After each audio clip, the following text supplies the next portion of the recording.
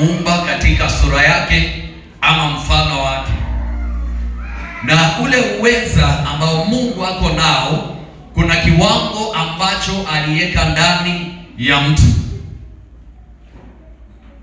Bwana asifiwe.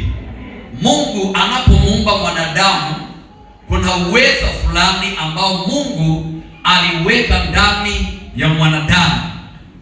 Hatukubaki tu jinsi tulivyoumbwa na tukawa jinsi tulivyo, lakini Mungu kuna uweza aliweka ndani ya mwanadamu. Kitabu cha Wafilipi 4:13. Wale waandishi wa kuandika utaandika. Nataka tuanzie hapo, alafu mwingine atanifungulia waraka wa Yakobo 5:17. Nataka nizungumze juu ya mwanadamu ambaye amepewa uweza na Mungu na anajifahamu.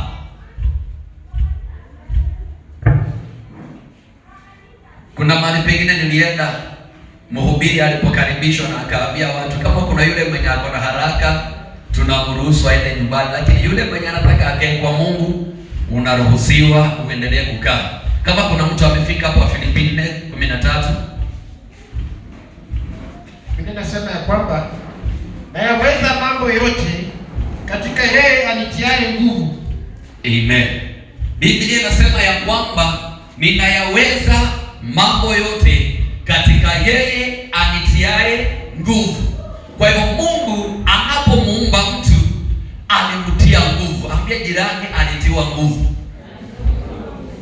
Mungu hakumuumba mwanadamu na akamwacha hivyo. Baada ya uumbaji akamtia nguvu. Kwa hivyo tunataka tuone nguvu hizi zinafanya kazi gani. Nimesema mwingine afungue waraka wa Yakobo 5:17. Yeah. Elia alikuwa mwanadamu mwenye tabia moja na sisi. Yes. Akaomba kwa bidii mvua isinyeshe, na mvua haikunyesha. Yes. Juu ya nchi muda wa miaka 3 na miezi 6. Amen.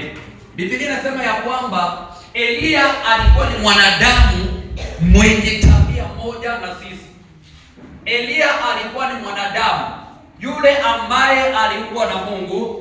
Sisi na Elia hatuna utofauti, lakini Biblia inasema ya kwamba Elia aliomba kwa bidii mvua isinyeshe katika nchi, na haikunyesha muda wa miaka 3 na miezi 6.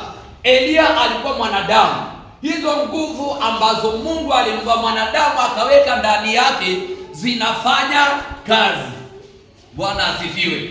Kwa hiyo nataka tujielewe, wewe ni nani? Punguza sauti huko. Mungu anamuumba mwanadamu na anaweka uweza ndani yake. Anasema ya kwamba huyu mwanadamu hatabaki jinsi alivyo. Kwa hiyo mwanadamu inabidi ujielewe, wewe ambaye umetengenezwa na Mungu, inatakana ujue ya kwamba uko na uweza wa Mungu ndani yako. Sijui kama kuna mtu ananipata. Hata mimi ninapozungumza leo nimeanza kujifahamu ya kwamba uweza wa Mungu uko ndani yangu. Kuna vitu vingine nikivifanya ninavifanya kwa sababu yeye aliyenitia nguvu bado yupo. Haleluya. Elia ameomba kwa bidii pasipo kukoma. Maana inasema ya kwamba alikuwa ni mwanadamu mwenye tabia moja na sisi. Kwa hiyo na maana leo mtu akijifahamu yale mambo ambayo Elia alifanya, ukijielewa na wewe una uwezo wa kuifanya. Kuna mtu hajanipata. Yale mambo ambayo Elia alifanya, aliomba kwa bidii mvua haikunyesha. Ikiwa unaweza jielewa ya kwamba Mungu ameweka nguvu ndani yako, wewe pia ukisimama uombe kwa bidii, yale Elia alifanya na wewe unaweza kuyafanya. Kuna mtu ananipata? Kitabu cha Ezekieli. Kitabu cha Ezekieli 37.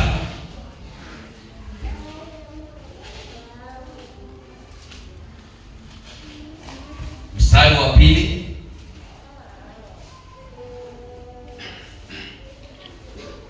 Aliyefika pale tafadhali. Ezekieli 37. Yes. Verse Kisha karibu na